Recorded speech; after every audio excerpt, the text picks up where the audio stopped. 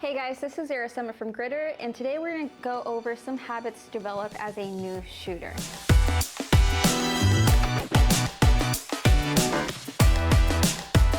Wherever you are in your shooting journey, if you've taken a long break and you're coming back or you're just starting, here are some helpful tips for you.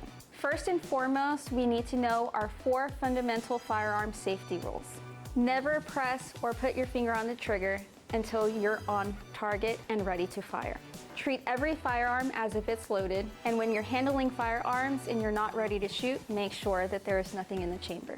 Know what your target is and what's beyond it. And lastly, don't actually shoot until you're ready to shoot.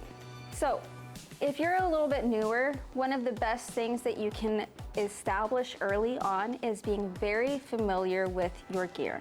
Practice makes perfect. So knowing how you're going to carry, what you're carrying, and actually really knowing the ins and outs of comfort with your gear will go a long way to really establish a safe, fundamental practice for you. So practice does make perfect, and one of the best things is to really understand what you need for comfort. So maybe that is a daily 5 minutes, maybe that looks like an hour. And it really will just vary based off of what your setup is, what kind of gear that you're running, and whether or not you are newer to your gear. But I would recommend that you are engaging with your firearm or your carry gear at least once daily for 5 to 10 minutes.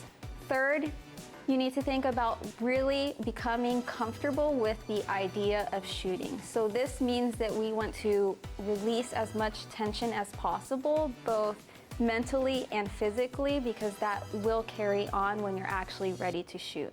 When you're actually ready to shoot, a great habit to have is maintaining a relaxed body, great index, and consistent grip on the gun. So whether you're drawing from a concealed position or from a open position, you want to make sure that you are practicing that repeatedly, establishing a consistent and firm grip, and making sure that you have a great index when on target.